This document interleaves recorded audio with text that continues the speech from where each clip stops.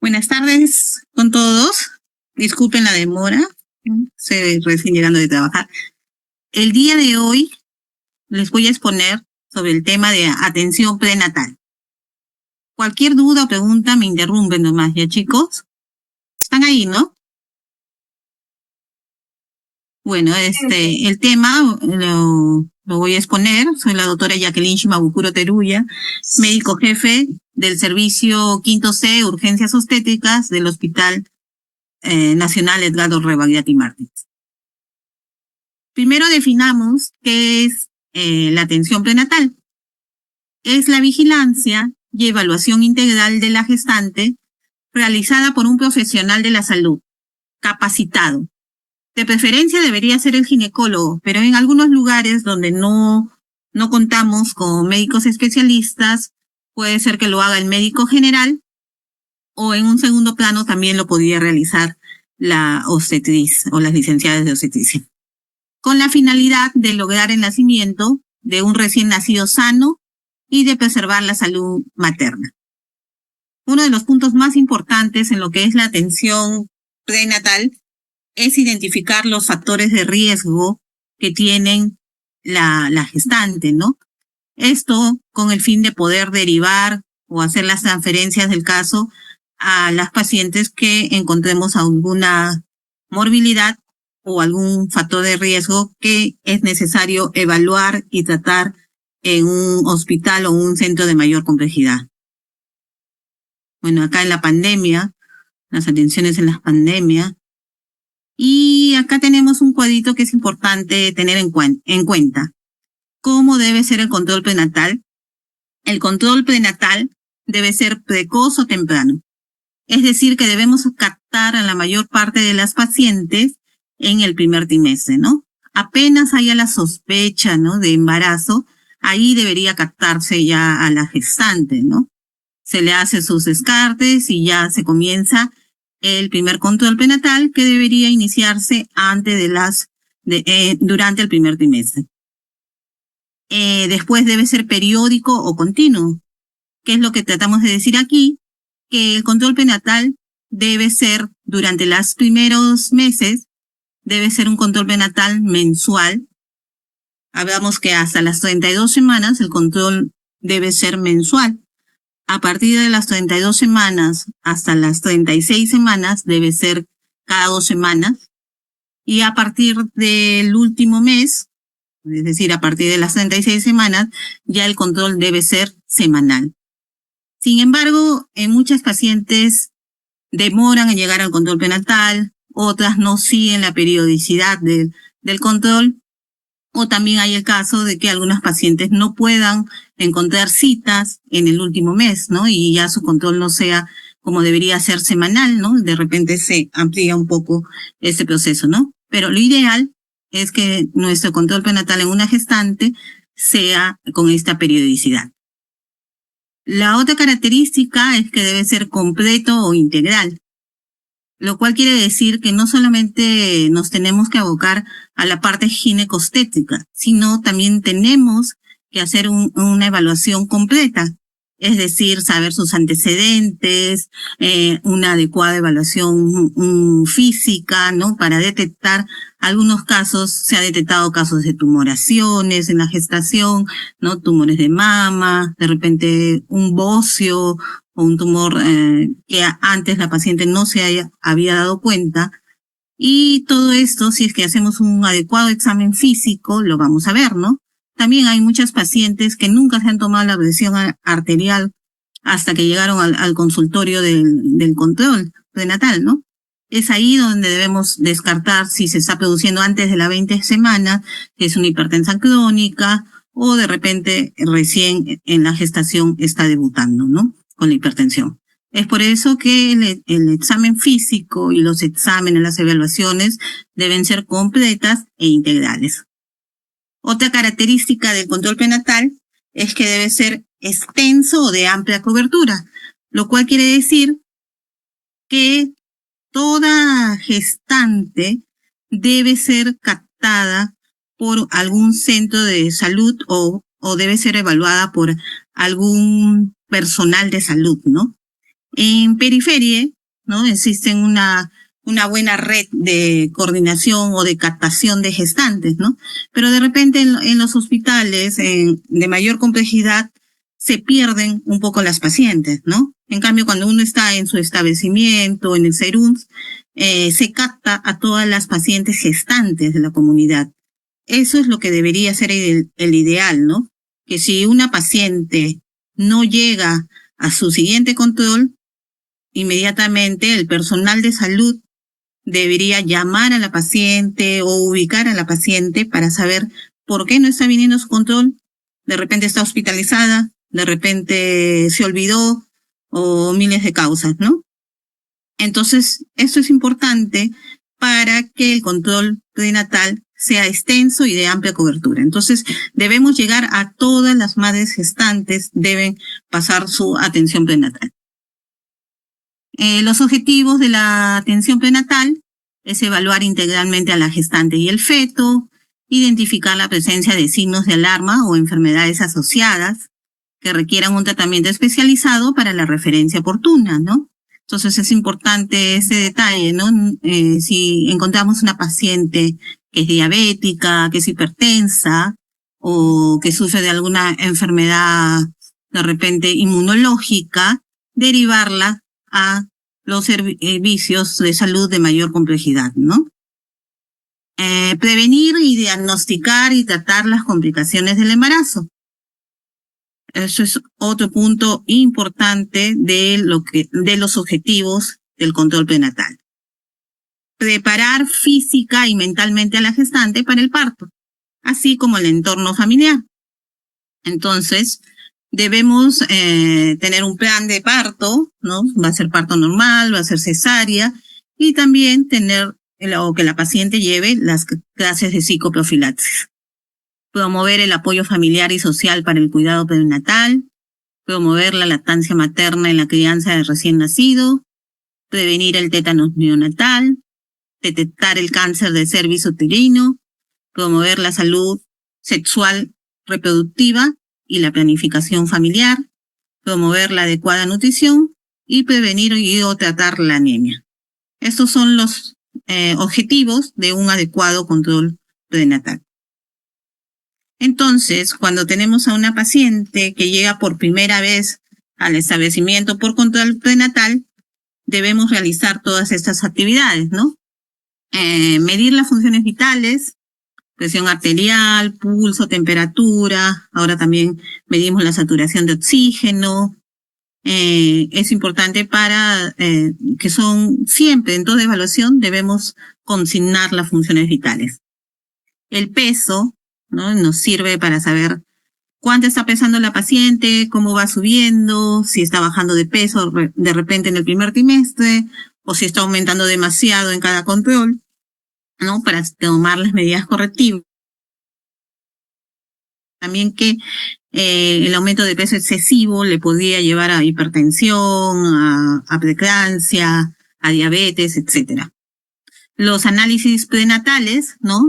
Tenemos un paquete ya de exámenes que pedimos en el primer control prenatal, ¿no? Esto abarca el hemograma para saber cómo está su hemoglobina, si tiene alguna alteración de las plaquetas o de los leucocitos.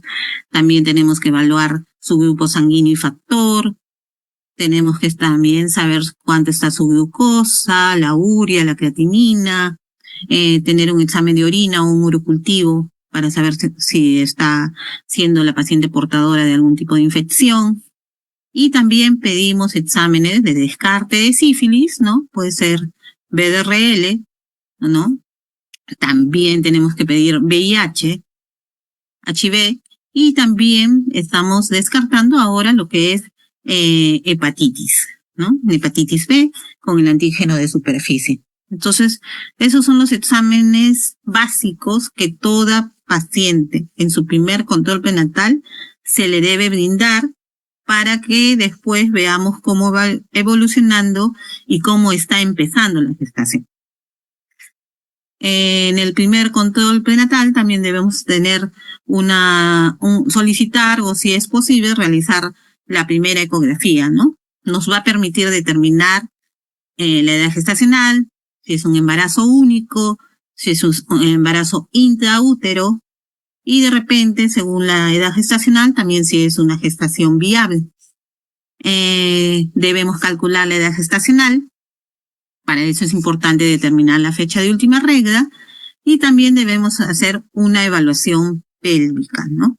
Para ver las condiciones, las características de la pelvis de la mujer y también para poder evaluar la altura uterina, los latidos, etcétera. Definiciones importantes que tenemos que tener en cuenta cuando hablamos de fecha de última regla normal. Entonces, para un parámetro súper importante cuando evaluamos a una paciente es determinar la edad gestacional. Para esto nos ayudamos de la fecha de última regla. Entonces, esta fecha de última regla debe tener las características que siempre ha tenido en la paciente, ¿no?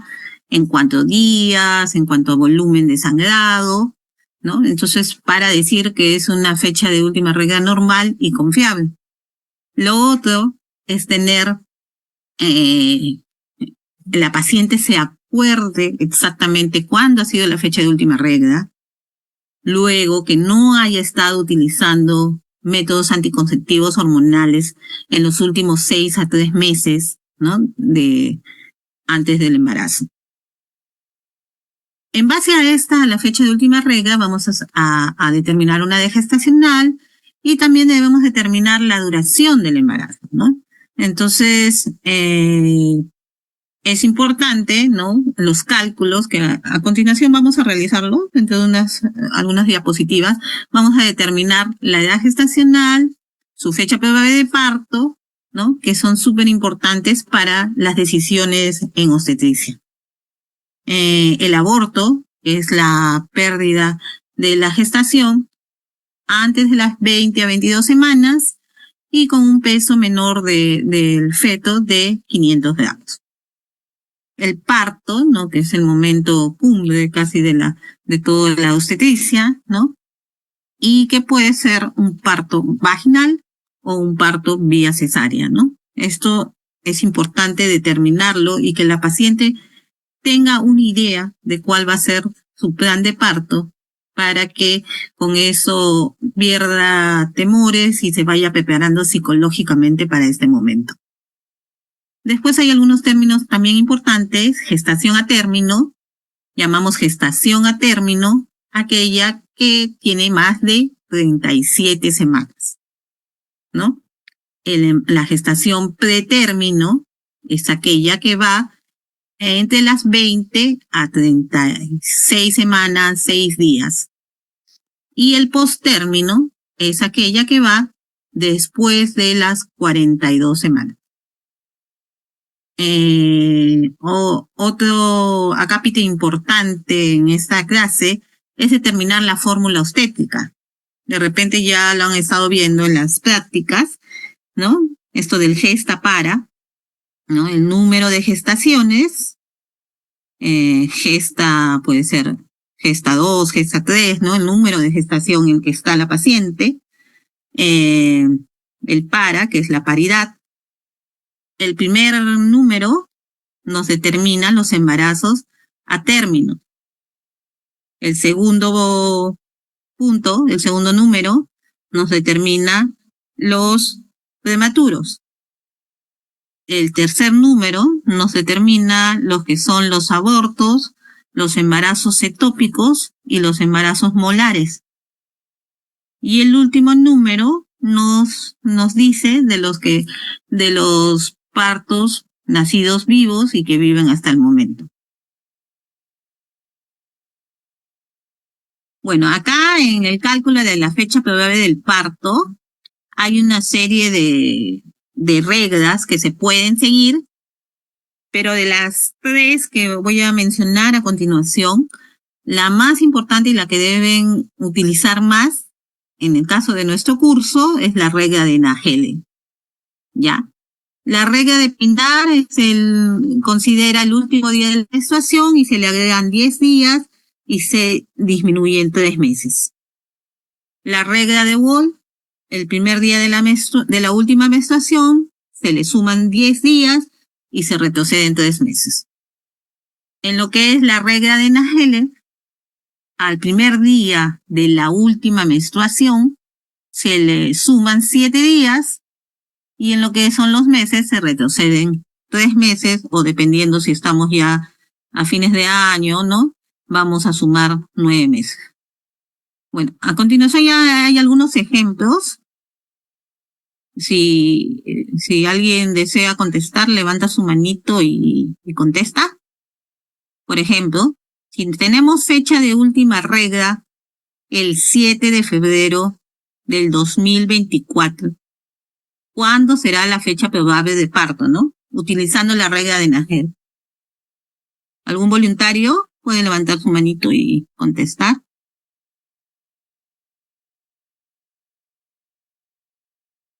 ¿Están por ahí o ya se quedaron dormidos? Doctora, el 14 de noviembre del 2024. Ya, muy bien. Ahora tenemos otro ejemplo, ¿no? Para que no se equivoquen en el examen, ¿no? Si la fecha de última regla es el 23 de diciembre del 2023, o sea, del año pasado, ¿no? 23 de diciembre del 2023, ¿cuándo será su fecha probable de parto? ¿Algún voluntario?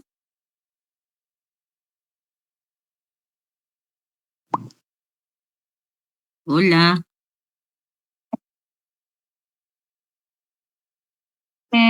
Sería el 30 de septiembre del 2024. ¿Ya? Sí, hay que sumar bien, ¿no? Acá mandaron una respuesta. Sí, sería el 30 de septiembre del 2024. Y en el último ejemplo tenemos una paciente que su fecha de última regla ha sido el 22 de agosto, hace poquito, 2024. ¿Cuándo será su fecha probable de parto?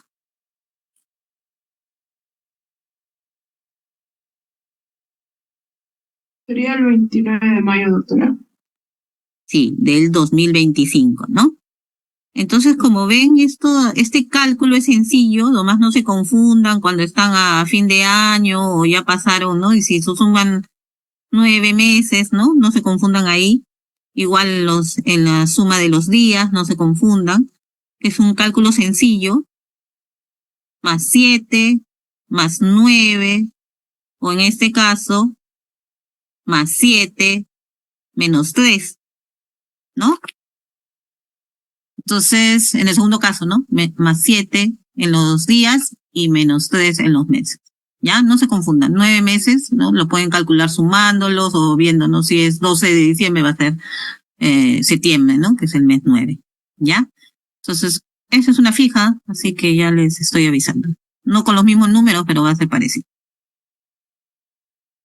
La siguiente, bueno, acá tenemos la cinta métrica que utilizamos, que es parte de todos los instrumentos que se utilizan en el CRAP, ¿no? Y tenemos el centímetro, ¿no? Si ustedes ven, esto es muy similar, pero es más grueso que la cinta métrica que usan las costureras, ¿no? Tienen las mismas mediciones. Lo que sí debemos tener en cuenta es que dónde ubicar la cinta métrica, ¿no? El inicio, el 0, debe estar justo sobre la sínfisis púbica, ¿no? Y el otro extremo debe llegar hasta el fondo uterino, ¿sí? Entonces, hay que identificar o cuando evaluamos a la paciente, el huesito, ¿no? De la sínfisis, del pubis. Ahí ponemos nuestra cinta métrica, el 0, ¿no? No pongan el 1, ¿no? Hay que poner el 0 ahí que inicie. Y nos vamos con la otra mano hacia el fondo uterino. Entonces, vamos a ver que la medición de la altura uterina es uno de los parámetros que nunca nos debe faltar en la evaluación de una gestante, porque nos sirve para determinar cómo va avanzando el embarazo y si el crecimiento está siendo adecuado, ¿no? Lo que le decía a los chicos de mi grupo, ¿no? Que más o menos los centímetros, a partir de las 20 semanas, van en correlación a la edad gestacional. ¿Qué quiero decir? Si, por ejemplo, la paciente tiene 22 semanas, como dije ahí, más o menos su altura uterina será 22 centímetros. Si la paciente tiene 30 semanas, más o menos su altura uterina será 30 centímetros, ¿no? Más menos 2, eso tiene un error, un rango de error, más menos 2 centímetros. Y esto se cumple más o menos hasta las 32 semanas. Entonces, entre las 20 y las 32 semanas, correlaciona los centímetros con la edad gestacional en semanas, ¿ya? Y este es un parámetro que les puede servir de mucha ayuda, sobre todo cuando no tienen un ecógrafo a su lado y no pueden verificar si el bebé en todas sus medidas está creciendo adecuadamente. Entonces, si ustedes encuentran una gestación de 28 semanas y la altura uterina es de 24, entonces ustedes abren los ojos y prenden todas sus alertas y es el momento de repente de derivar o transferir a esa paciente para que se le haga una ecografía si es que no cuentan con ecógrafo en la institución, en su centro de salud, y derivarla para ver cómo está avanzando, ¿no? Entonces esto es súper importante y podemos medir la altura uterina desde que sale el útero o el útero va creciendo, ¿no? A partir de las 10, 12 semanas ya se puede hacer esa diferenciación. Cuando ya sale de la parte intrapélvica el útero, por su crecimiento, entonces ahí, a partir de las 12 semanas aproximadamente, ya podemos ir midiendo cuánto está avanzando el crecimiento o la altura uterina. Acá vemos una imagen, ¿no? Identificamos primero la sínfisis del pubis y en el otro extremo estiramos bien la cinta métrica, ¿no? Y nos vamos hacia el fondo del útero y medimos, ¿no? Los errores entre evaluador y evaluador pueden llegar a 1 o 2 centímetros, ¿no? Pero van entre esos rangos, ¿no? Entonces, eso es parte del examen y la evaluación que debemos realizar siempre cuando tenemos una gestante en su control prenatal. Y acá, bueno, esta es parte de la tarjeta de control, ¿no? En donde vamos determinando cómo va avanzando el embarazo y si se está saliendo de las curvas, ¿no? De los percentiles, ¿no? Nosotros sabemos que siempre en todo lo que es peso, en las medidas, hablamos de percentiles, ¿no? Los bebés deben estar entre el percentil 10 y 90, en el caso de la medida de la altura uterina también debe estar entre el percentil 10 y 90, ¿no? Ideal que esté en el percentil 50. Y acá vamos, por ejemplo, ¿no? 21 semanas, le hemos medido 21. Nos cae justo en el percentil 50. ¿No? Y así, cada control podemos, con un puntito, ¿no? Con un lapicero, identificar en qué percentil está la paciente y si está yendo bien o si se está quedando o está por debajo del percentil 10, ¿no? En la altura uterina. Entonces, esos cuadritos, estos gráficos que hay en las tarjetas de control prenatal también son importantes, ¿no? Nos ayudan a ver si se está saliendo de la curva, ¿no? Por arriba o por abajo la paciente, ¿no? Entonces acá también vemos, ¿no? De la altura uterina, del incremento del peso, ¿no? Tenemos una serie de tablas que a veces por la premura del tiempo no ponemos los puntitos, pero sí podemos ir nosotros identificando si está cayendo dentro de los rangos normales, ¿no? A continuación vamos a hablar un poquito de las maniobras de Leopold. Solamente vamos a hablar de las 4 maniobras de Leopold. Tenemos que la primera maniobra de Leopold nos sirve para, a ver, algún voluntario, ¿para qué nos sirve la primera maniobra de Leopold?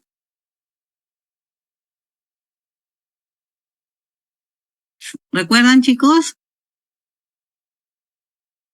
Para medir la altura uterina, doctora. No.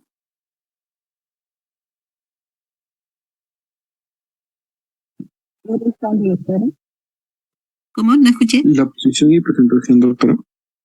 La situación, ¿no?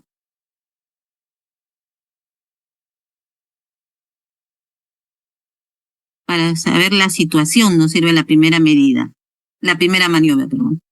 ¿Ya? Entonces, en esta maniobra vamos a palpar el fondo y vamos a poder identificar qué polo se encuentra hacia la pelvis y qué polo se encuentra hacia el fondo del útero, ¿no? Y una vez identificado qué polo, podemos decir en qué situación está el bebé.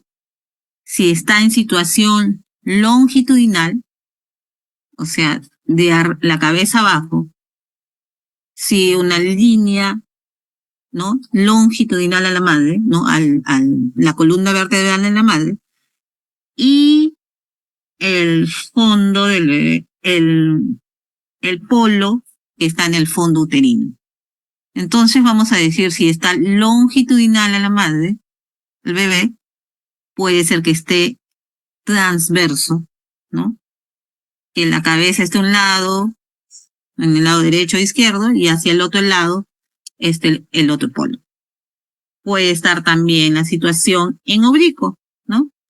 Que no esté ni tan abajo, esté hacia el lado un poquito ladeado, ¿no? Oblicuo, hacia el lado derecho o izquierdo. La segunda maniobra de Leopold, ¿para qué nos sirve? Para la posición, doctora. ¿Ya?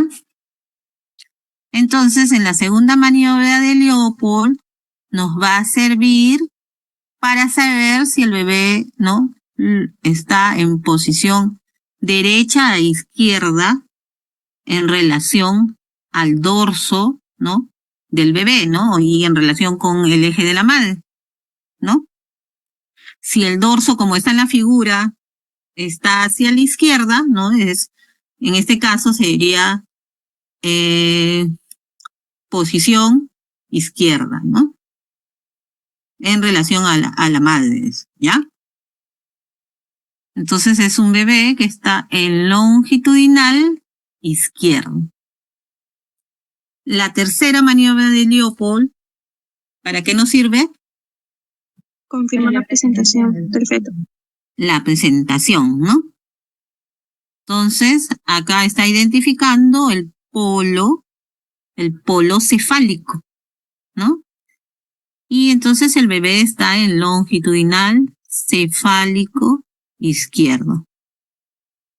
Y la última maniobra de Leopold, ¿no?, que a diferencia de las otras que las hacemos desde el costadito hacia abajo, esta se hace del costado derecho hacia arriba, ¿no? Entonces nos permite ver si hay encajamiento de la presentación en la pelvis y si hay algún grado de flexión o no. Si podemos introducir nuestros dedos, ¿no?, podemos sospechar que está oblicuo, transverso, de repente el bebé.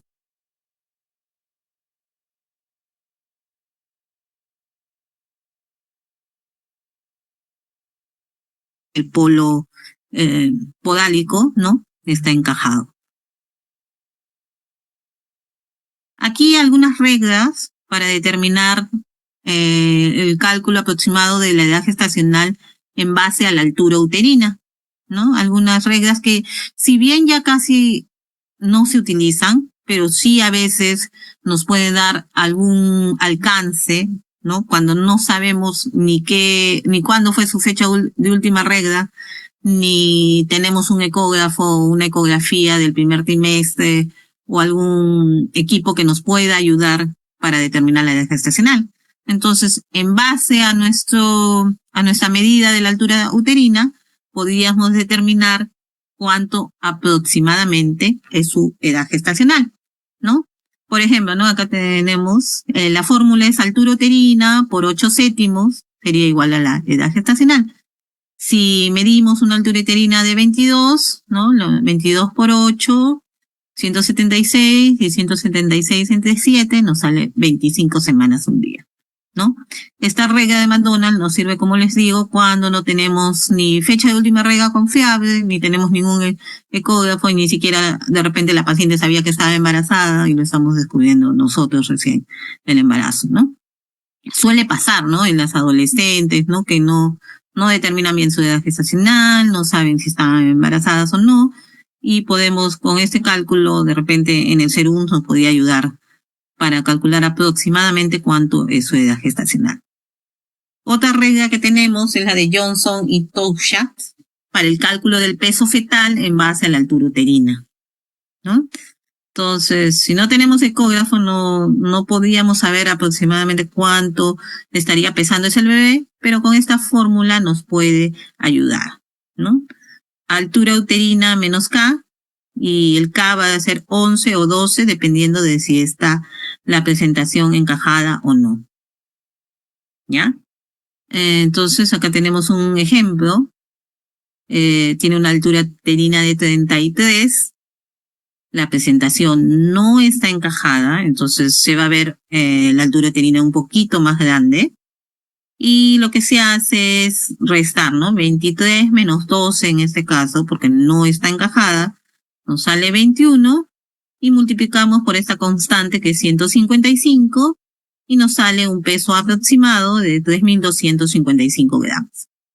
Entonces estas reglas nos sirven un poco para todo lo que es la determinación de la edad gestacional en base a la altura uterina y del peso fetal en base a la altura uterina. Bueno, acá para hacer un énfasis en lo que es enfoque de riesgo, ¿no? Cuando nosotros hacemos un control prenatal adecuado, debemos identificar los factores de riesgo de una gestante. Y una vez identificados los factores de riesgo, si es necesario hacer las referencias respectivas a una institución, a un centro de mayor complejidad. Entonces, debemos identificar algunos factores de riesgo.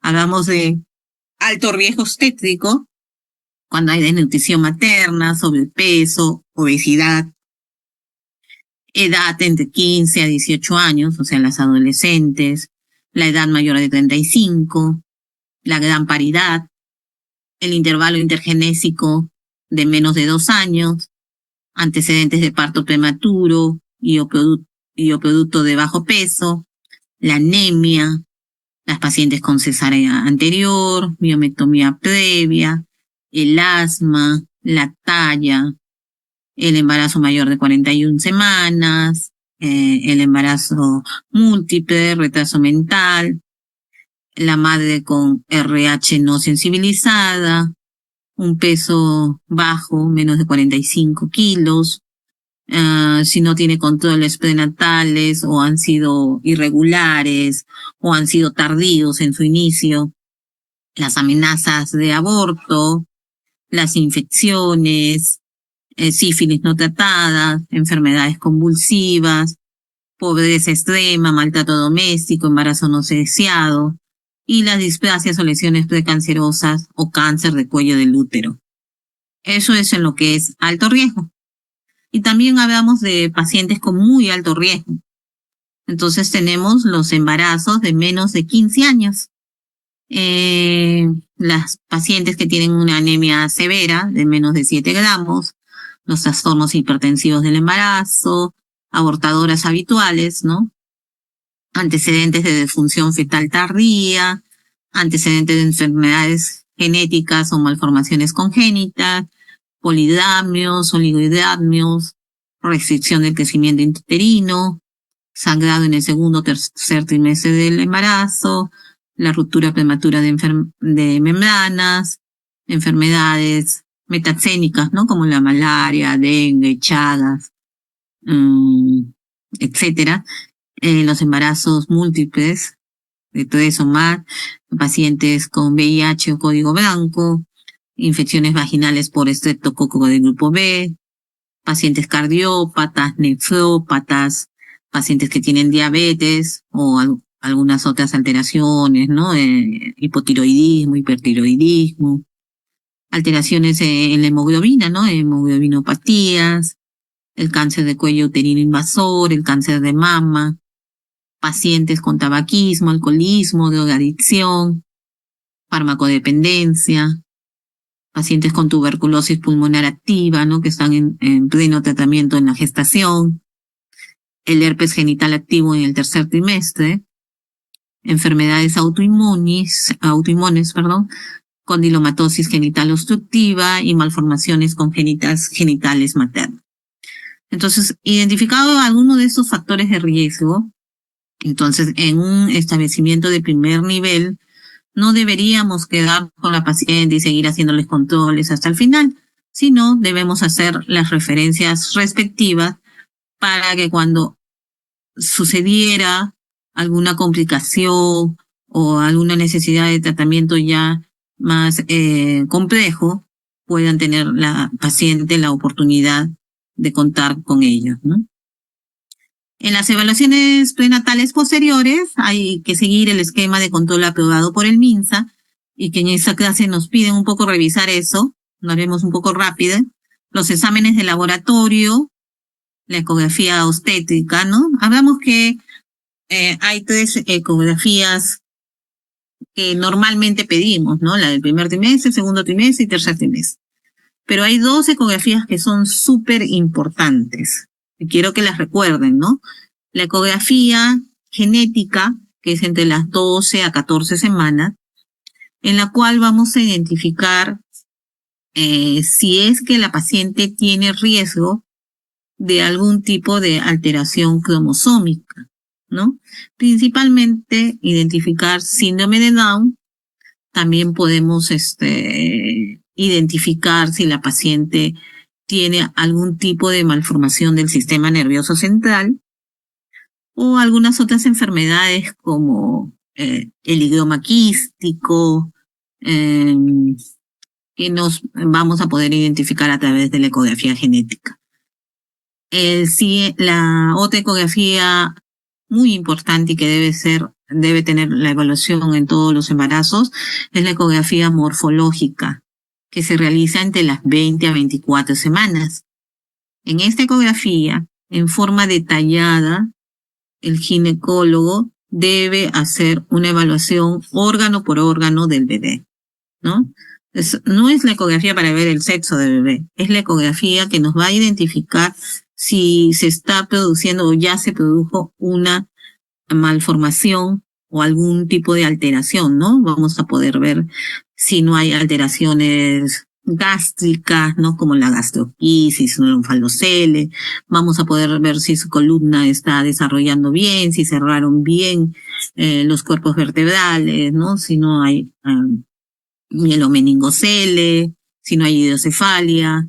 También vamos a identificar si hay alguna alteración de los tabiques cardíacos, ¿no? De las válvulas de repente también. Y esto nos va a permitir una evaluación detallada del bebé y darle la tranquilidad a la paciente y a sus familiares de que su bebé está desarrollando adecuadamente. Bueno, esto nos pide el sílabus, ¿no? Hablar un poco de lo que es cómo debe ser un control prenatal adecuado, ¿no? Y esta es una directiva, una resolución ministerial que se dio el 24 de diciembre del 2013 y que son los lineamientos que sigue el Ministerio de Salud para todo lo que es el control prenatal. Entonces se aprobó la norma técnica de salud para la atención integral de la salud materna y que forma parte integrante, bueno, de la resolución que les voy a mencionar algunos puntos que son importantes. Un punto importante es que, según la norma técnica, debería la paciente gestante recibir como mínimo 6 controles prenatales, de los cuales por lo menos la primera o segunda atención debe ser realizada de todas maneras por un médico ginecobstetra. En su ausencia puede asumirlo el médico cirujano, ¿no? Es lo que pasa cuando nos vamos al SER 1. Generalmente el que hace el control prenatal es el médico cirujano, ¿no? Con la finalidad de realizar el examen físico general minucioso, detectando alguna patología que pudiera complicar el embarazo. Otro punto importante es que los establecimientos de salud públicos del primer nivel de atención deben identificar y captar al 100% de gestantes de su comunidad, ¿no? Eso es lo que les mencionaba, ¿no? En los centros de salud, en los puestos de salud, tenemos la obligación de detectar a todas las gestantes de la comunidad. No se nos debería escapar ninguna gestante y cuando le estamos ya llevando su control, si es que se demora en venir o no está viniendo a sus controles, debemos ir a buscarle a la paciente o averiguar qué está pasando, porque no está viniendo, ¿no? En otro acápite importante en esta resolución ministerial es que debemos garantizar la atención del parto complicado o normal y el manejo de las emergencias obstétricas por el profesional médico ginecobstetra, ¿ya? Principalmente, ¿no? Entonces, ahora por norma, en toda institución, sea pública o privada, debe haber un ginecólogo, un ginecobstetra de guardia. Antes no era así, ¿no? En la parte pública siempre hay ginecobstetra de guardia, pero en la parte privada hasta hace unos años no había muchos ginecólogos de guardia, estaban un poco al llamado, ¿no? Entonces, desde que salió esta norma, y en los últimos años ya la mayoría de establecimientos de salud, sobre todo las clínicas, están en la obligación de que haya un médico ginecobstetra de guardia, ¿no? Presencial, ¿no? No al llamado, sino en forma permanente las 24 horas del día, todos los días del año. En ausencia del personal, si no hubiera un ginecobstetra, bueno, lo puede asumir el médico cirujano y ya al final, si no hay ni siquiera médico general, médico cirujano, lo podía asumir la obstetriz, ¿no? Bueno, se debe intervenir desde un año previo. Bueno, ahora se habla mucho de esta atención preconcepcional, que la paciente, la mujer, no debería embarazarse si antes no ha tenido una evaluación, una atención preconcepcional, ¿no? Para ver cuáles son sus factores de riesgo, por ejemplo, si tiene hipotiroidismo, hay que controlar su hipotiroidismo, si tiene alguna enfermedad lúpica o inmunológica, debería estar controlada y debería tener la venia de su médico tratante para poder embarazarse, ¿no? Si es un embarazo de altísimo riesgo, la consejería en esto sería que no se embarazara, ¿no? Porque peligra la vida, ¿no? Bueno, a continuación vemos básicamente todo lo que debemos evaluar, ¿no? En la evaluación de riesgo gestacional tenemos que evaluar los factores sociodemográficos, los antecedentes reproductivos, los antecedentes médicos, hacer también una evaluación nutricional de la paciente, pero en base a lo que la paciente pesaba y tallaba antes de embarazarse, ¿no? No se saca ahí índice de masa corporal cuando ya está gestando y con barriguita, ¿no? Entonces se saca ese índice de masa corporal antes de la gestación. Y bueno, la exploración, como les estaba diciendo, tiene que tener todas las funciones vitales y la evaluación tiene que ser integral y completa, ¿no? Además de los exámenes iniciales que pedimos. Bueno, otras cosas de la norma que si bien no se cumplen, la atención prenatal, la primera consulta debería durar no menos de 30 minutos. Sin embargo, cuando nosotros estamos en consultorio nos ponen más pacientes y por lo tanto las pacientes no tienen sus 30 minutos para este control inicial. Ya en el seguimiento podría durar menos de 15 minutos el control, pero el primer control prenatal debería durar por lo menos 30 minutos. Toda complicación del embarazo detectada en cualquier momento de la atención de la gestante debe ser atendida por el médico ginecobstetra. A través de los controles se brinda educación a la mujer gestante, a su familia y también a la comunidad sobre cuidados durante la gestación, parto y puerperio. Y también debemos brindar educación para que identifiquen los signos de alarma y acudan al establecimiento de salud. Bueno, acá hablan un poco de la ecografía. Será solicitada antes de las 14 semanas, ¿no? Y esta ecografía nos sirve mucho para saber la translucencia nucal, ¿no? Y lo que estaba hablando de la ecografía genética. También aquellas pacientes que sean RH negativo, hay que pedir prueba de Kunz, ¿no?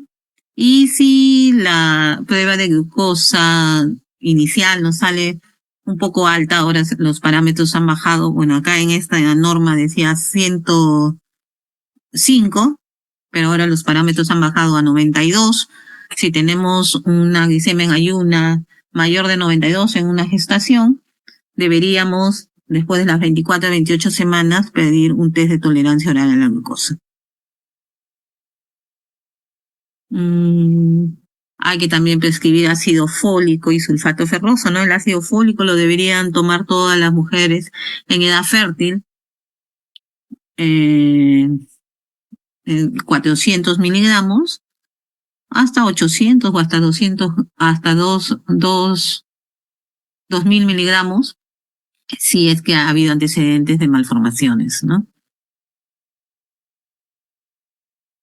Bueno, acá después ya lo pueden ir revisando toda esta de cada control, cómo deben ser cada control, ¿no? Algunas de las cosas que debemos pedir siempre y estar evaluando, ¿no? Y mínimo, como dice la norma, deberían ser 6 controles prenatales. Acá los consultorios, la sala de espera del hospital Rebagliati, de la sala de los consultorios de maternidad, ¿no? De obstetricia.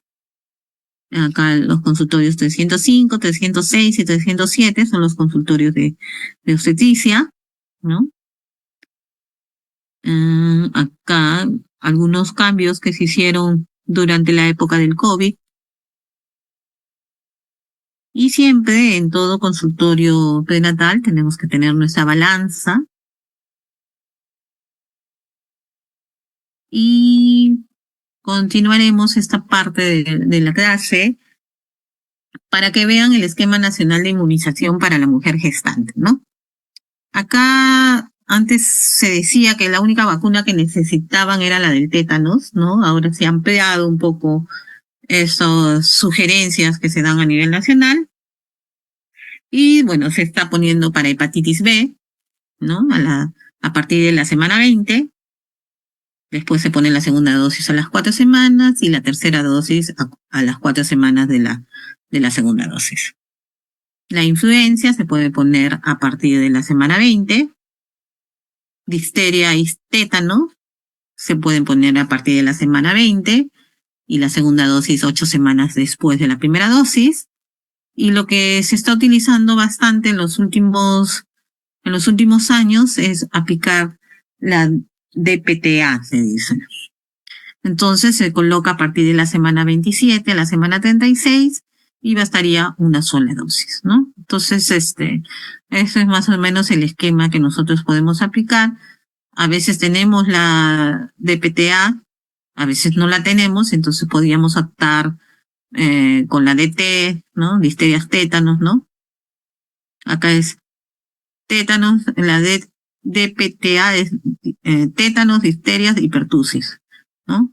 Acá en la DT es difteria y tétanos nomás, ¿no? Entonces, con este esquema sencillo, acá pueden ver que las vacunas, ¿no? Las debemos poner después de las 20 semanas, ¿no? Las 3 primeras, la DPTA a partir de la semana 27,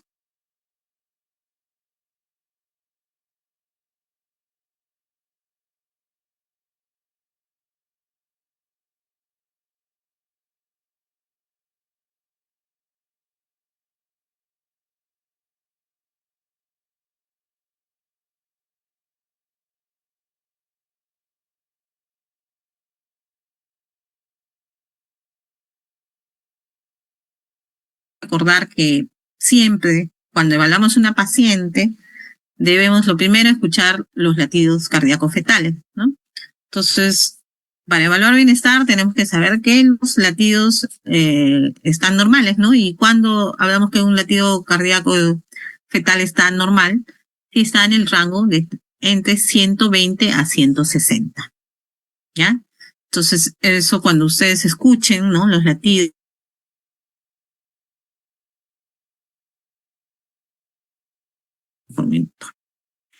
los movimientos fetales también, ¿no? Es una forma de que la paciente nos diga que su bebé está bien o no.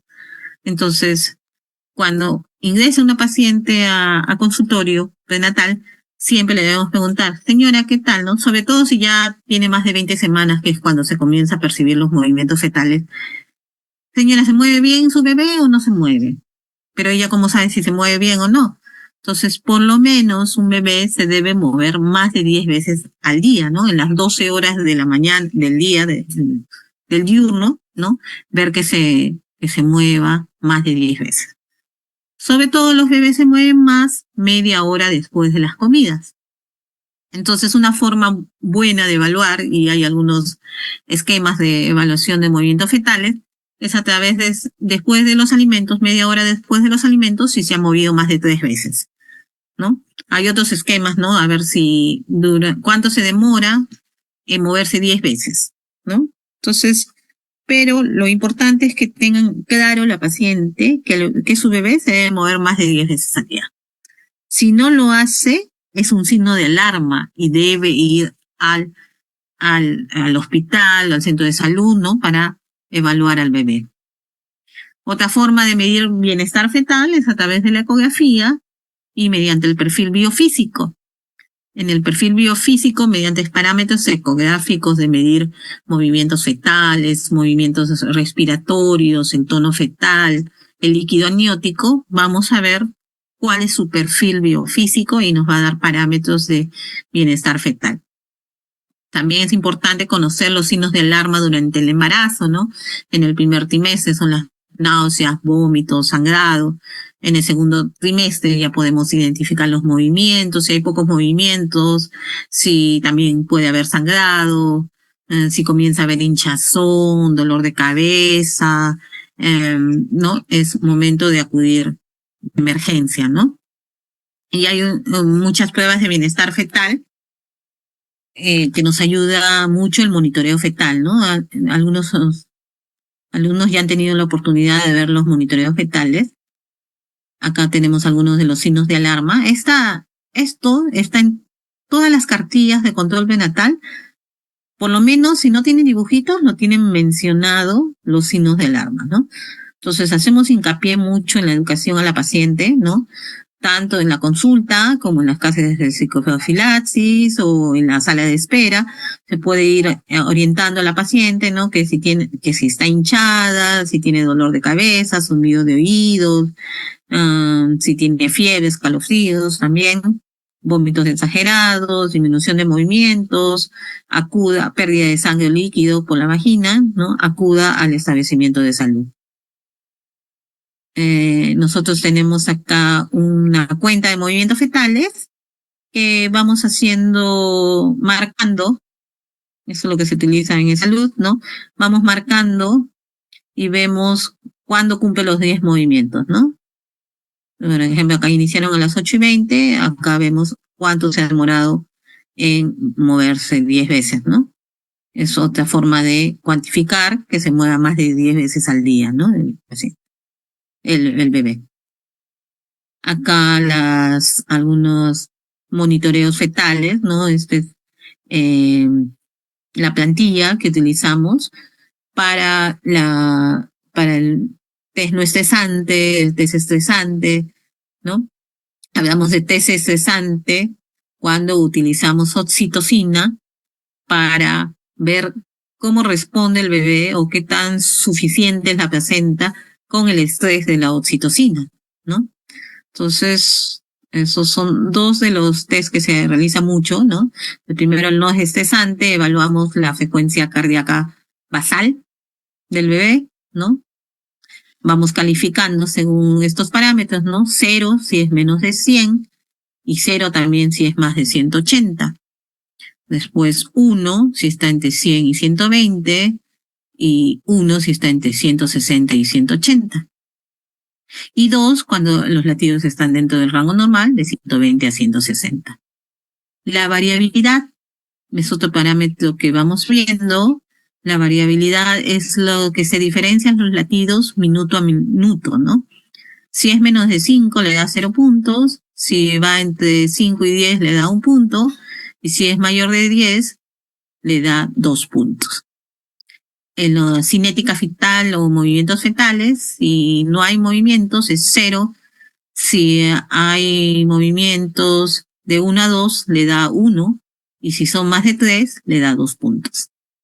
La reactividad cardíaca es los latidos deben aumentar con los movimientos del bebé.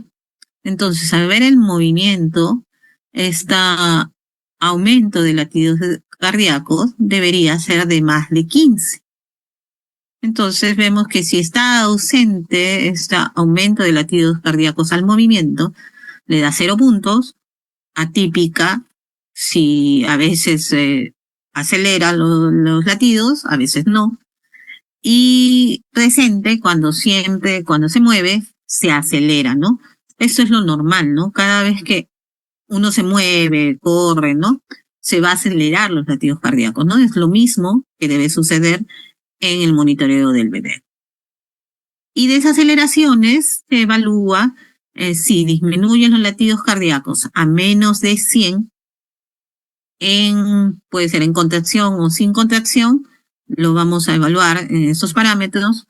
Es 0 si hay desaceleraciones. Atípica, si por ahí hay una que otra desaceleración en el trazado. Y cuando no hay desaceleraciones, le damos 2 puntos. Los trazados en los test no estesantes duran aproximadamente 30 minutos. Entonces, en 30 minutos se le pone unas correitas al bebé y se va evaluando, por un lado, los latidos, ¿no? Y por el otro lado también se va evaluando si hay contracciones o no.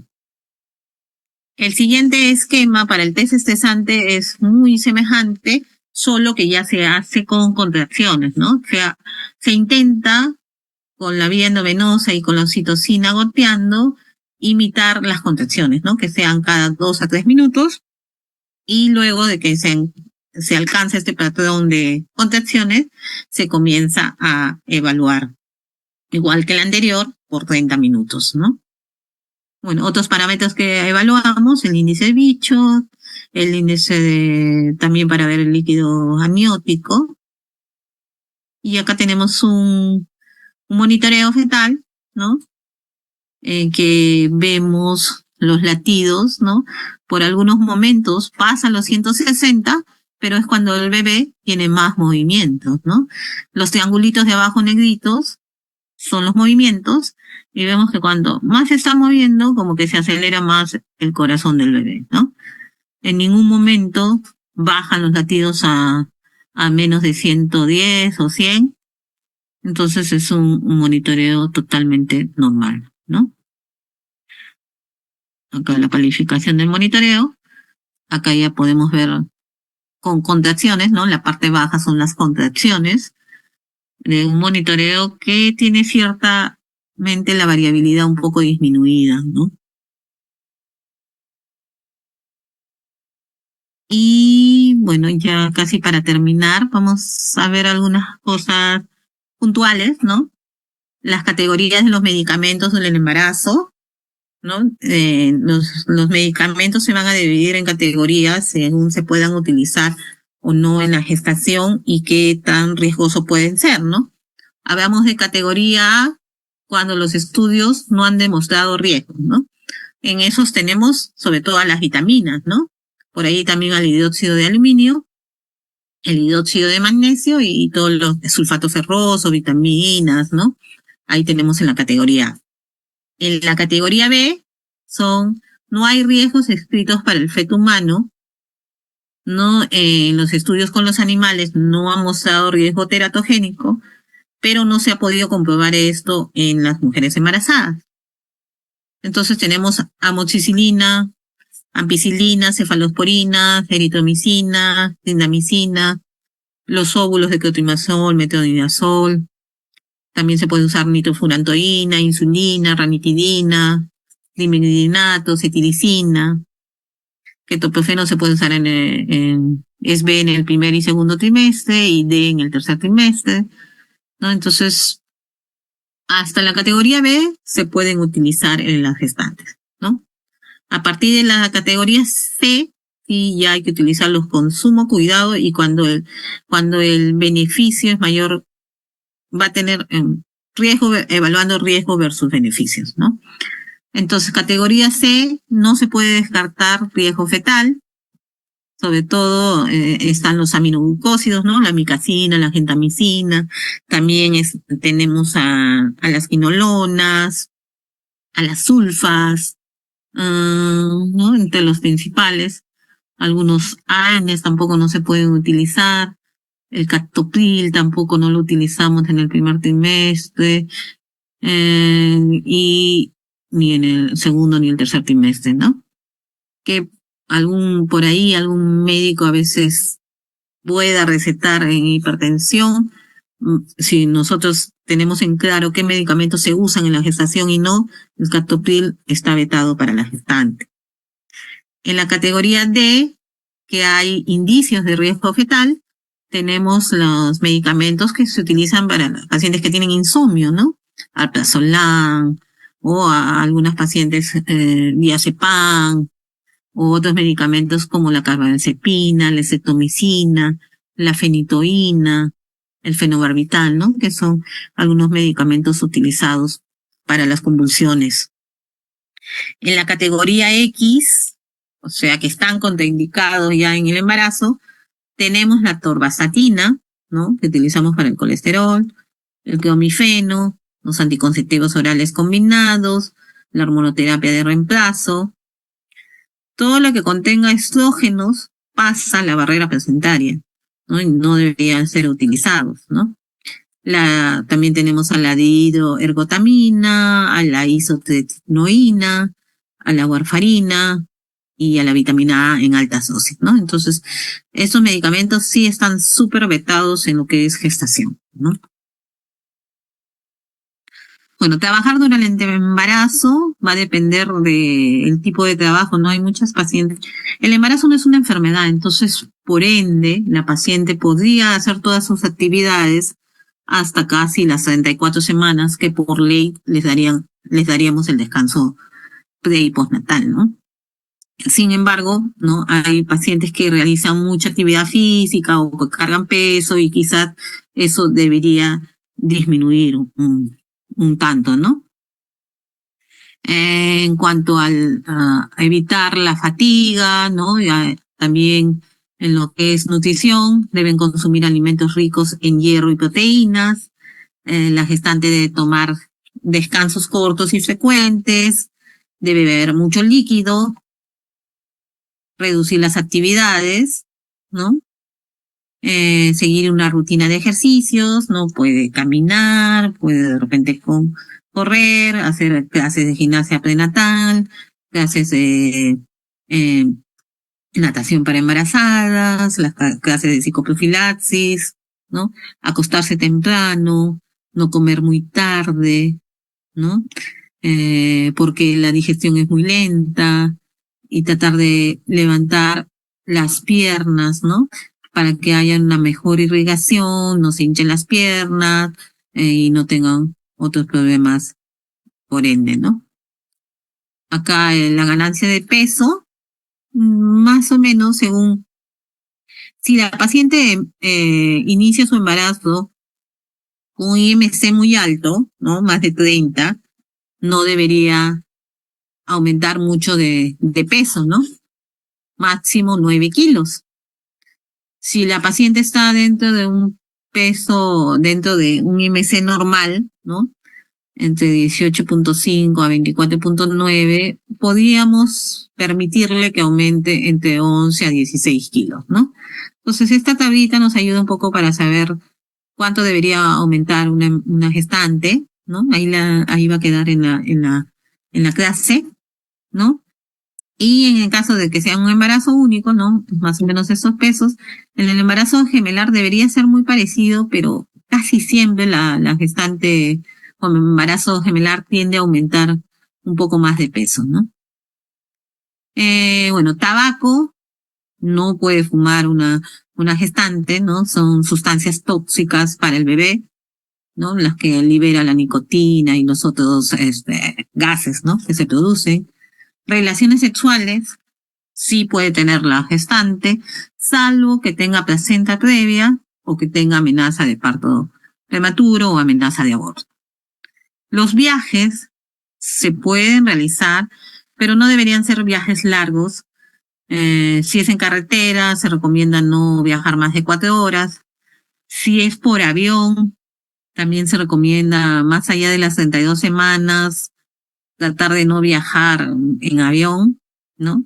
Sin embargo, algunas pacientes los hacen porque no sabemos en qué momento puede haber descompresión de oxígeno en el avión, y esto podía ser, según algunos estudios, causa de desprendimiento prematuro de placenta, ¿no? Que se desprende una placenta en pleno viaje sería una tragedia para la paciente y para su bebé, ¿no?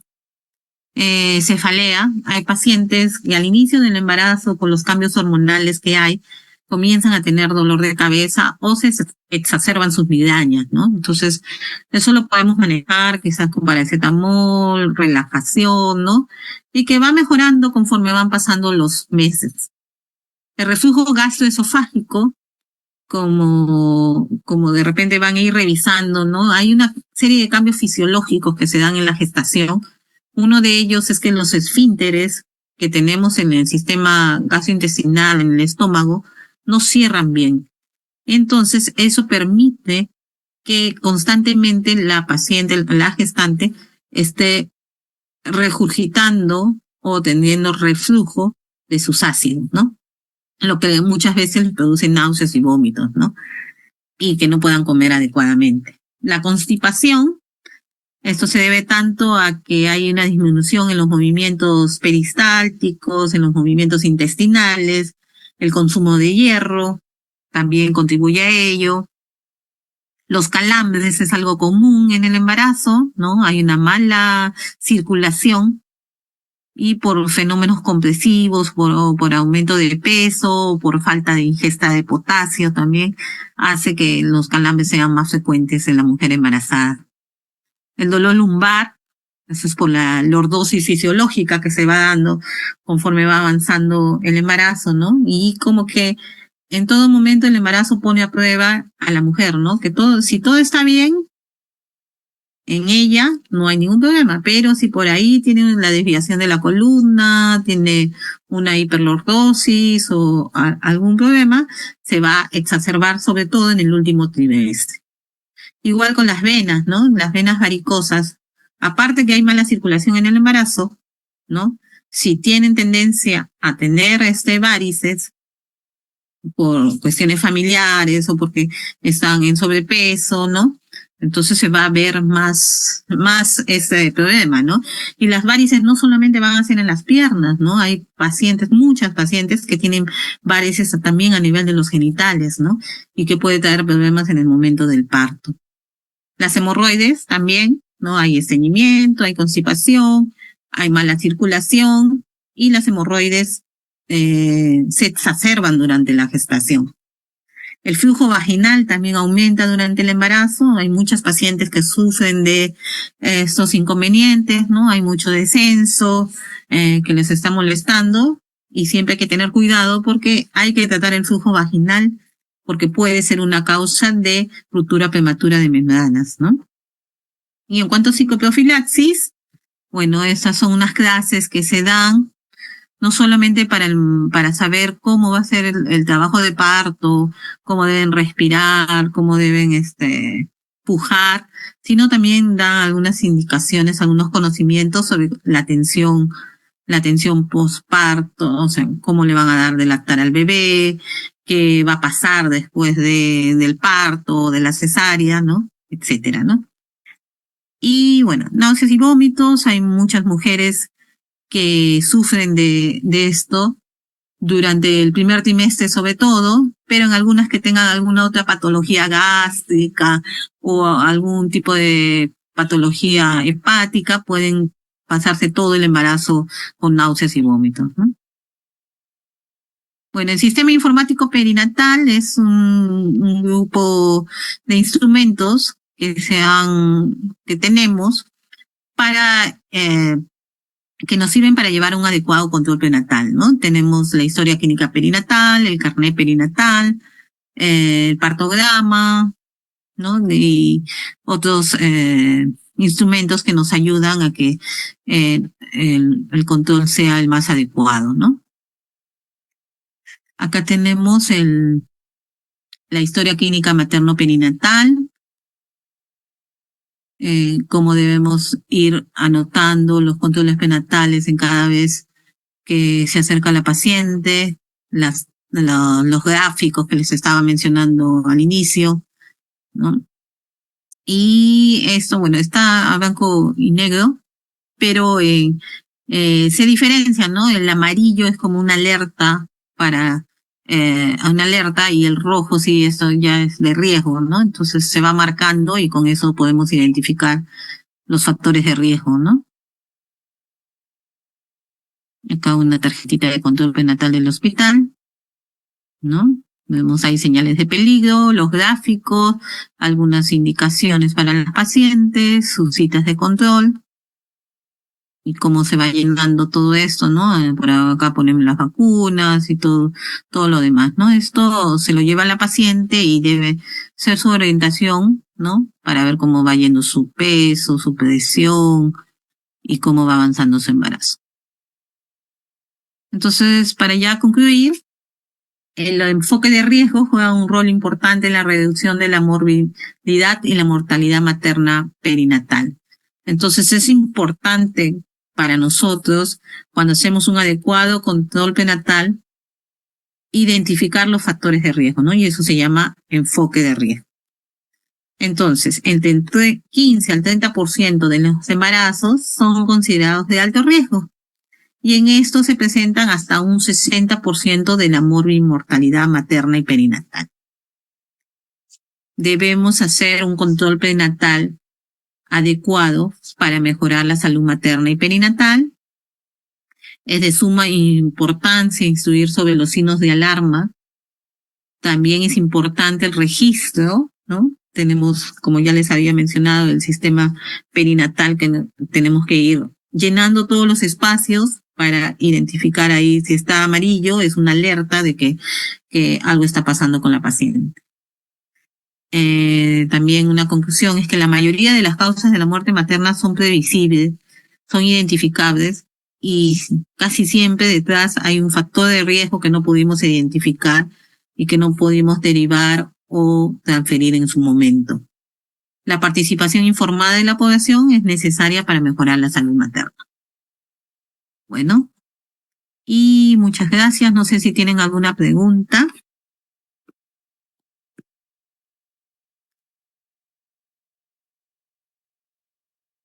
¿O todo estuvo claro? Doctora, Sí. Una pregunta acerca de la imagen que mostró en la vigilancia fetal en el test no estresante. O sea, lo normal sería el puntaje de 10. Lo normal es a partir de 8. A partir de 8 sobre 10. 8, 9, 10 son normales, ¿no? El 7 es de como que de alerta, ¿no? Debo repetir ese monitoreo en máximo 6 horas. Y si ya es menos de 7, 6 para abajo, es ya decidir que ya se va a culminar la gestación.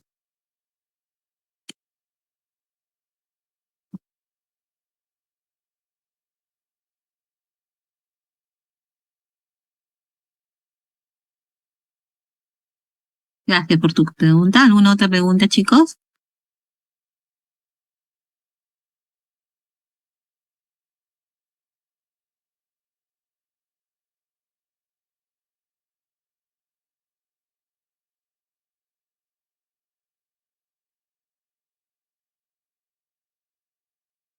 ¿No hay más preguntas? ¿Todo claro?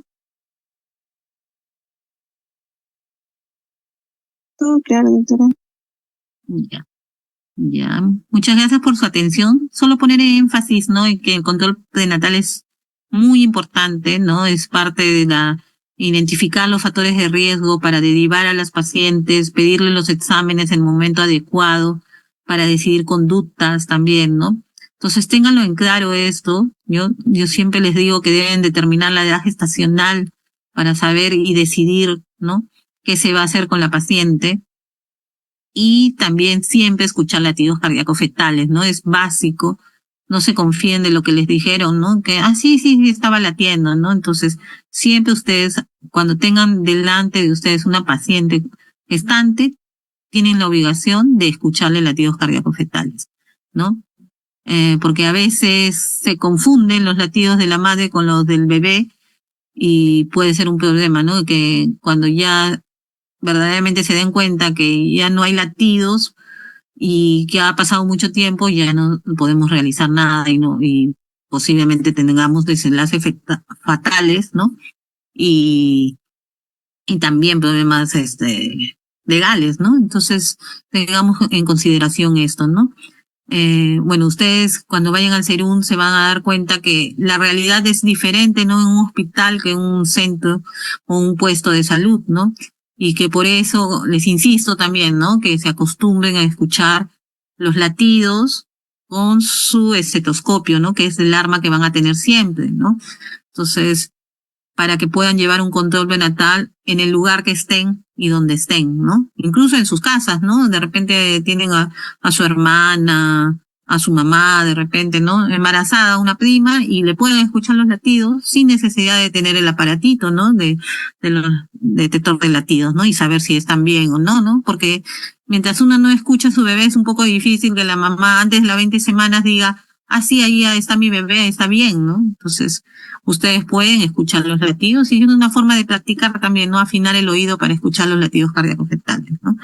Y súper importante determinar la edad gestacional, ¿no? Entonces, como les decía, ¿no? La fecha probable de parto, la fecha de última regla, son preguntas que siempre son muy importantes en la paciente y en los exámenes. Bueno, les agradezco mucho. No habiendo más preguntas, creo que terminamos.